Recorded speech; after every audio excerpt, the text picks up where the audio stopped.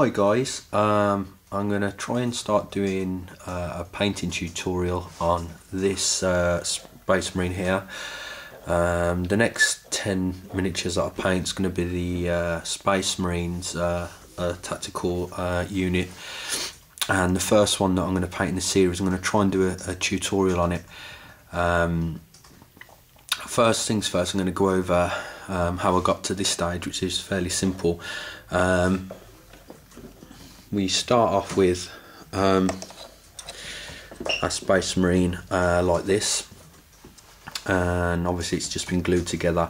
What I would advise everyone to do, not many people mention this, but when you actually get the plastic sprues, soak them in warm soapy water and then rinse them off.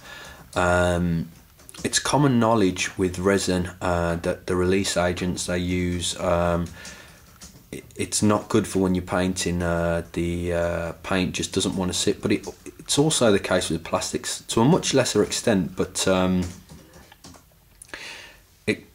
you know for a fact that you're going to have a nice clean surface for the paint to adhere to. So it only takes a minute. So when you actually get the sprues out of the box for the first time, rinse them in a little warm soapy water, just normal washing up liquid will do, and then after that rinse them under the tap to make sure you've left no residue from your cleaning product, and then obviously you're good to go. Clip them off the sprues, glue them together, and then you got your Space Marine. Okay, so that's that. Then once you've got to that stage, you need to either prime your miniature or base coat it white or black, whichever colour really. You want to get rid of the grey. I'd always suggest to prime your miniature. It's much quicker than trying to base it by hand, because the first coat of paint that actually hits the miniature, if you're doing it by brush, it doesn't want to stay on the plastic. There's nothing for it to grip onto.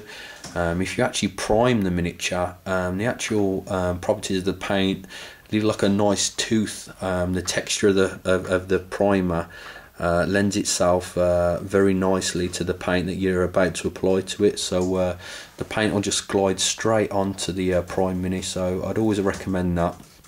Now the army primer that I use is a army painter primer, and it is the navy blue paint. There's loads of good primers out there on the market, so whichever primer works for you. I use the army painter one because it saves a lot of time. It's actually a blue primer. I paint ultramarines, so for me it's a no-brainer. It just literally enables me to skip a whole stage of the process.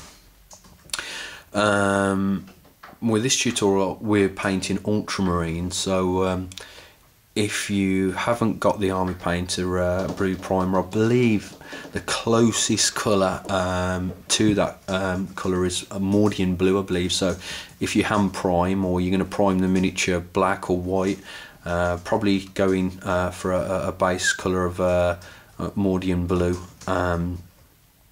Right, so I'm going to cut it here, and we're going to start going on to the painting process. Okay, the first part of the process, after I've got the miniature to this stage that it's primed, I actually wash over the whole miniature with Bada Black, and you don't have to be too careful with how the paint's applied there. It's just a case of making sure it's not pulled too much. So I'm going to start doing that now on camera if I can. Zoom out a bit so I don't knock it off. Okay, so I'm going to start doing that now.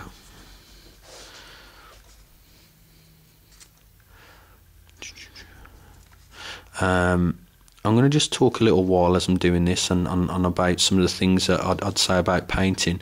Now, I paint with all the miniature glued together to save time for myself. I would say, without a shadow of a doubt, that if you actually paint the backpack and the gun separately, the task of actually painting these miniatures will be so much easier. but for me it's a time issue.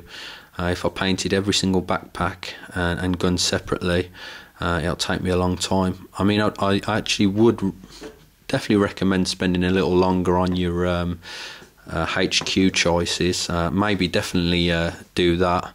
I'd probably do that on an expensive miniature that I want to spend a long time on. But again, if time is not an issue and you're just new to it and you want to really take your time, try and paint the components separately. But again, like I'm painting here, it's not a necessity, it's just it makes the task easier. As you can see, I'm not concentrating on this stage of the paint too much. I'm just literally going over the whole miniature. There's people out there that do a technique called pin washing, and how that works is you gloss varnish over the miniature when it's up to a stage where it's base coated, and then you use the capillary action. Basically the paint literally sucks to the edges of the miniature.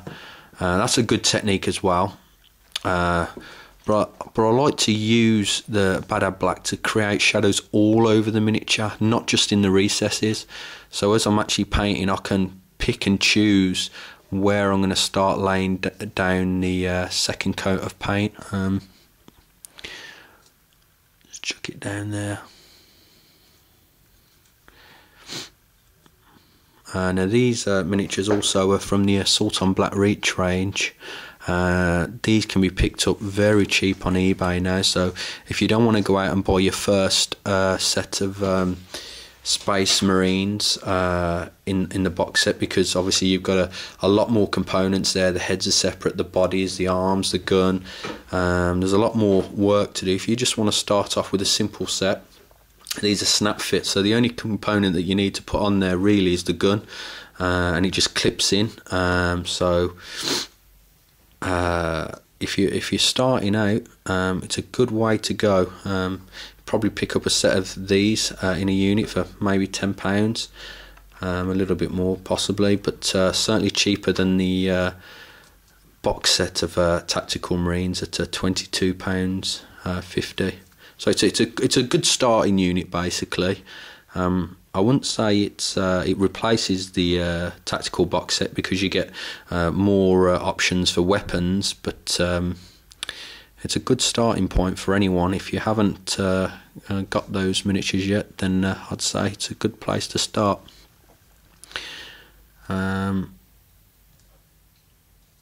Right, it's pretty much done, I think. Right, let's zoom in on the camera. Any areas that are pulled, like we can see on the back of his leg there, we really don't want that. You just wipe it off. And under his foot there, that's just too much. Okay, I think we're alright there. Okay, I'm going to leave that to dry, and we're going to go on to the next stage of painting. Okay, back in a bit.